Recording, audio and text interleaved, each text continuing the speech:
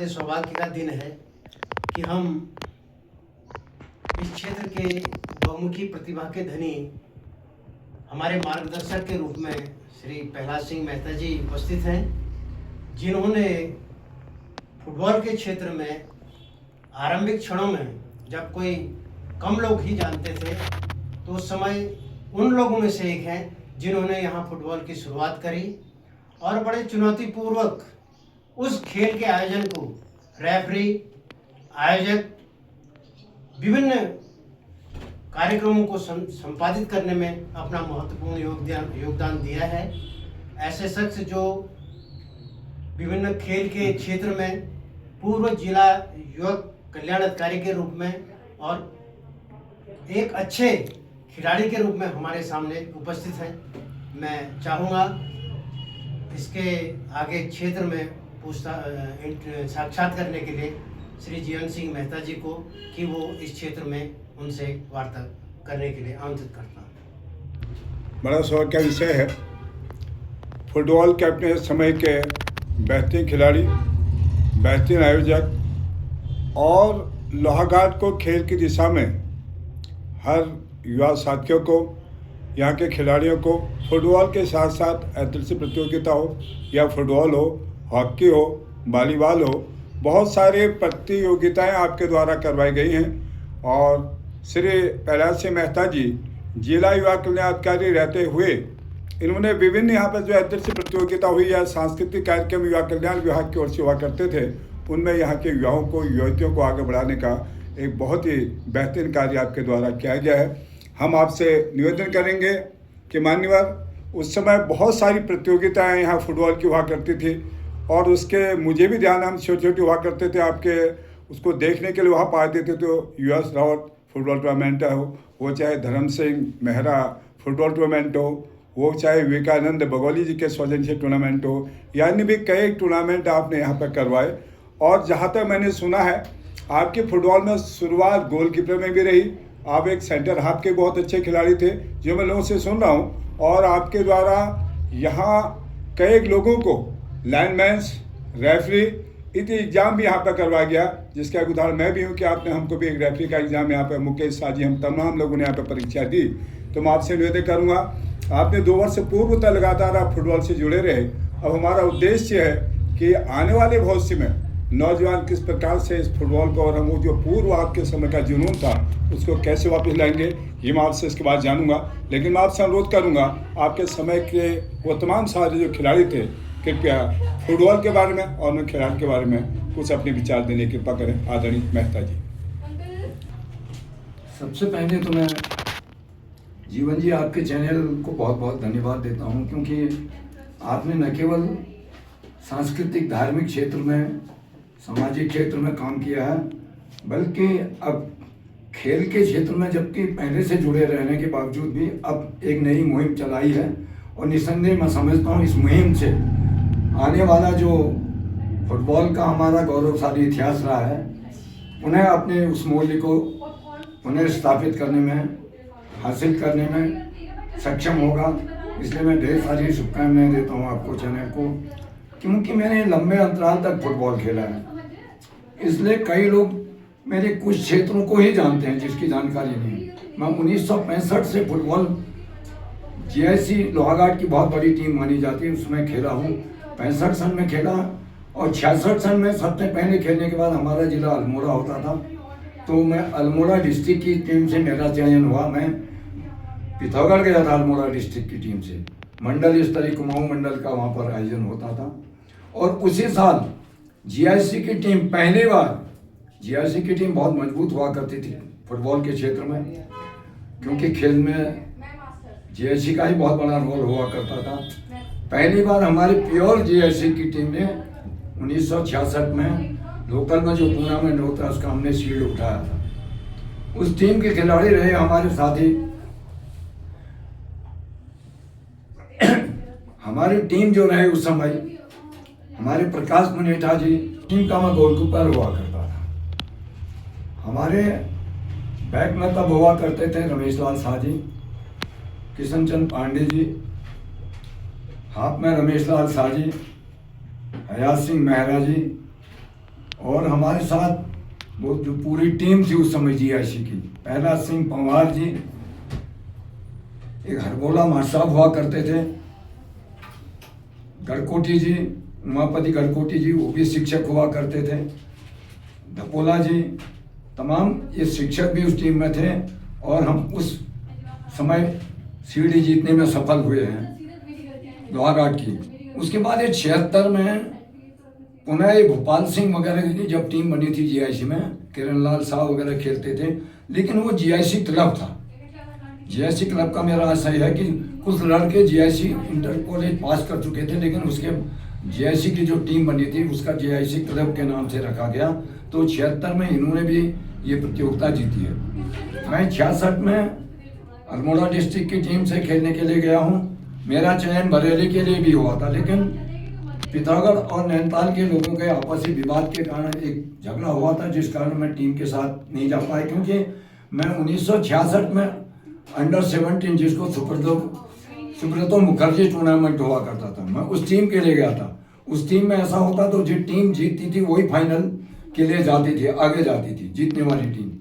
हम फाइनल में अल्मोड़ा में हार गए थे, क्योंकि अल्मोड़ा इंटर कॉलेज के लोगों ने कुमाऊं रेजिमेंट सेंटर के कुछ लड़कों को बुला करके अपनी टीम में खिला करके, ऐसा होता ही था खेल में, कभी इधर के लोगों को यहाँ शामिल कर लो, कभी हम टीम जरूर हमारी फाइनल में हारी, लेकिन मेरा चयन सीनियर टीम के लिए हो गया। तब हमारे कैप्टन हुआ करते थे प्रेम सिंह सांगा। हम पिथौरागढ़ जब खेलने के लिए गए तो प्रेम सिंह सांगा सीओ से पुलिस उससे रिटायर हुए हैं, डीपी जुयाल, ये तमाम लोगों के साथ हम खेला। 1967 में फिर विद्यालय की टीम हम अल्मोड़ा गए डिस्ट्रिक्ट में, तो मेरा चयन काफ़ी प्रतिस्पर्धा थी वहाँ पर, क्योंकि गोलकीपर के रूप में वहाँ गया था। वहाँ पर जो कोच थे, वहाँ के खेल के जो शिक्षक थे, वो जोशी के यहाँ दीना जोशी के यहाँ रहते थे। वो चाह रहे थे इनमें से गोलकीपर जाए, लेकिन काफ़ी प्रैक्टिस कराई गई, कंपटीशन लिया गया, गोलकीपर पेनल्टी शूट आउट भी किया, लेकिन मेरा चयन हो गया। हम लोग बनारस खेलने गए। तब हमारी टीम के कैप्टन डीपी जुयाल थे, जो पुलिस में सेवा की, उन्होंने भी सीओ पद से रिटायरमेंट लिया है, मतलब सेवानिवृत्त हुए हैं। हमने 67 में बनारस में खेला। 68 सन में कॉलेजों की जो टीम जाती थी, मैं सबसे सीनियर खिलाड़ी हो चुका था। मैं 66 खेला, 67 खेला, तो 68 में भी खेला। तो कुमाऊं मंडल और गढ़वाल मंडल, दो मंडल हो, जिसको पहले हम हिल रीजन कहते थे। मैं पहले कुमाऊं मंडल का कैप्टन रहा हूँ, और उसी वर्ष हम लोग अलीगढ़ खेलने गए। अलीगढ़ जाने के लिए हिल रीजन जो टीम गई, उसमें भी मैं सबसे सीनियर था, इसलिए मैं उस टीम का भी कप्तान रहा हूँ। और जब लोहाघाट लोकल में टूर्नामेंट हुआ 67 सन में, तो मेरी इच्छा थी, मैं थोड़ा लंबी रेस और शॉर्ट रेस का भी इच्छुक था, मैं एक अच्छा रेसर भी था। तो मैंने एक थोड़ी इच्छा व्यक्त की कि मैं भी आगे खेलना चाहता हूँ, एक हाथ मुझे आगे खेलने का मौका दे दो। तो कुछ लोगों ने विरोध किया, हमारे लोगों साथियों ने, तुम फुटबॉल कैप्टन हो तो तुम गोलकीपर, मैं फुटबॉल कैप्टन भी था जीआईसी का, गोलकीपर के लिए। मैंने कहा फुटबॉल कैप्टन पूरी जीआईसी की टीम का होता, ना कि गोलकीपर के लिए होता।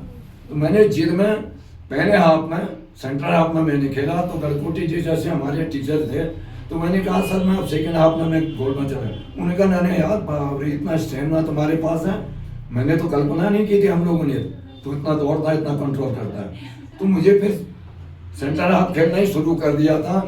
मैं 68 सन में वहाँ कैप्टन रहा, लेकिन मैं स्टेट लेवल में जब खेलने गया कहीं पर भी, तो मैं गोलकीपर के रूप में था। मैं 1969 में एसएसबी में भर्ती रहा। मैंने एक साल 4 महीने वहाँ भी सेवा की है। तो उन दिनों डीजीएस स्पोर्ट्स होता था। डीजीएस का मेरा अर्थ है डायरेक्टर जनरल ऑफ सिक्योरिटी, जिसके अंदर सारी स्टेटों की एसएसबी और ऑल इंडिया आईटीबीपी और all India ARC, ITBP SSB की जो ईयर विंग थी वो एआरसी कहलाती थी। इनका टूर्नामेंट होता था, कई खेलों का होता था। वहाँ पर मध्य प्रदेश नौगांव में ही आयोजन हुआ था। हम लोग उत्तर प्रदेश डिवीजन जो एसएसबी की टीम थे, हम फुटबॉल के फाइनल विजेता रहे हैं। मैं वहाँ पर बास्केटबॉल का भी स्टैंड बाई में खिलाड़ी के रूप में मेरा चयन हुआ था।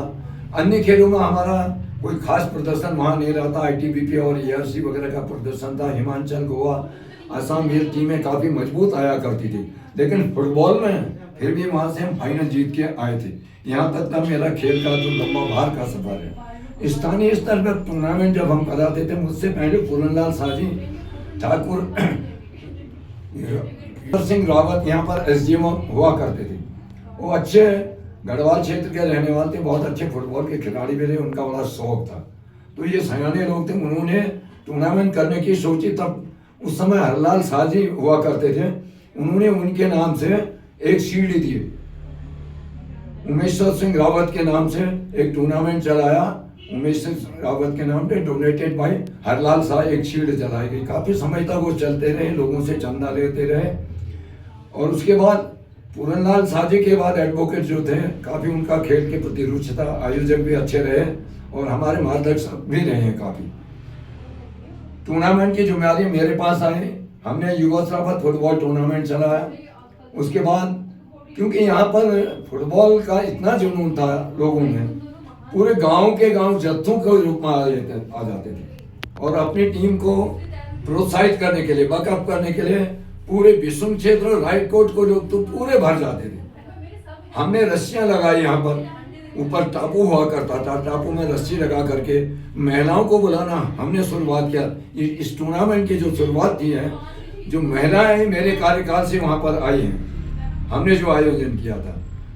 कालांतर में फिर क्योंकि चंदा कम होने लगा, लोग थोड़ा सा अच्छा काम होता तो कहीं ना कहीं क्रिटिसाइज करने वाले मिलते हैं।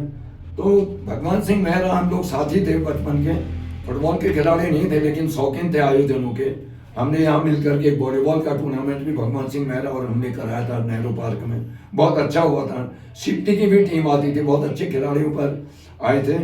तो भगवान सिंह से हमने बात की तो उसने अपने दादाजी के नाम से ठाकुर धर्म सिंह मेहरा मेमोरियल टूर्नामेंट चला, उसका भी मैं जनरल सेक्रेटरी रहा और सफलतापूर्वक कई सालों तक उसको अंजाम दिया हमने। और आपसे पूछना चाहूँगा, ठाकुर धर्म सिंह मेहरा मेमोरियल टूर्नामेंट होता था तो उस समय संभवतः कुछ टीमें बाहर की भी आती थी, ऐसा मुझे लगता है। आपने बाहर से भी टीमें बुलाई थी क्षेत्र के साथ साथ? बाहर की तो बुलाते ही बुलाते थे। टनकपुर खटीमा का टीम अमूमन बुलाते थे। एक कालखंड ऐसा था जिसमें अल्मोड़ की टीम भी यहाँ पर आती थी। जी जी। और मैं ये कहना चाह रहा हूँ कि हम तस्लीम सिद्दीकी और मैं बचपन से फुटबॉल के साथ ही रहे हैं। हमने राजपूत टीम से कभी नहीं खेला। कई लोग आजकल कह रहे हैं राजपूत टीम से, उन्होंने नहीं खेला। राजपूत टीम के निश्चित कुछ लोग खेलते थे बस, उसके अलावा। कि आपने बहुत सारे आयोजन किए हैं, बहुत सारे टूर्नामेंट किए हैं, क्या विद्यालय का जिला स्तर टूर्नामेंट करा के हम नए खिलाड़ी की तलाश कर सकते हैं? बिल्कुल, बहुत बढ़िया मुहिम होगी, इससे खिलाड़ियों की तलाश होगी निश्चित रूप से। और जब लोकल में आप टूर्नामेंट करेंगे, बहुत ज़्यादा खर्चे की जरूरत नहीं, आपको केवल पुरस्कार वगैरह की व्यवस्था करनी होगी। लेकिन मेरा एक सुझाव और है, जब आप यहाँ पर टूर्नामेंटों का आयोजन करें तो हमने अपने टाइम में इस यूपी स्पोर्ट्स कंट्रोल बोर्ड के अंतर्गत हमने रेफरी ए क्लास, बी क्लास, सी क्लास के टेस्ट कराए। और मैंने तो ए क्लास भी टेस्ट किया क्योंकि मुझे फिजिकल देने के लिए मुझे बरेली बुलाया गया था और उसकी मान्यता अब खत्म हो चुकी है। अब उत्तराखंड में फुटबॉल फेडरेशन अलग इसको कराता है। अगर आप लोग चाहें तो पुनः मैं प्रयास करता हूं कि हम रेफरी टेस्ट के लिए कुछ तो खर्चे करने पड़ेंगे। हम यहाँ पर रेफरी टेस्ट के लिए हमारे जो उत्तराखंड के हैं लोग, उनको जो संयोजक हमारे रेफरी टेस्ट के चेयरमैन, उत्तराखंड रेफरी के जो चेयरमैन हैं भाई, उनको बुलाता हूँ। मेरा संपर्क है उनसे, हम संपर्क करते हैं। उन्हें रहने की, भोजन की व्यवस्था वगैरह देना हमारा काम होगा। हम चाहते हैं कि यही नगर पालिका या रामलीला मंच में ही, आपके पास काफ़ी सुविधा, आप तो रामलीला के कार्यालय में भी हो सकता है, जगह जगह जाने की जरूरत नहीं है। हम पुनः फुटबॉल का ए बी क्लास कम से कम टेस्ट करवा लें, ऐसा मेरा मानना है। क्योंकि उससे हमें सुगमता होगी, खिलाने वाले हमारे खिलाड़ी हैं, मान्यता वहाँ से हो जाएगी। तो इसमें भी अगर आप प्रयास करें तो हम इसमें अच्छे सफल हो सकते हैं।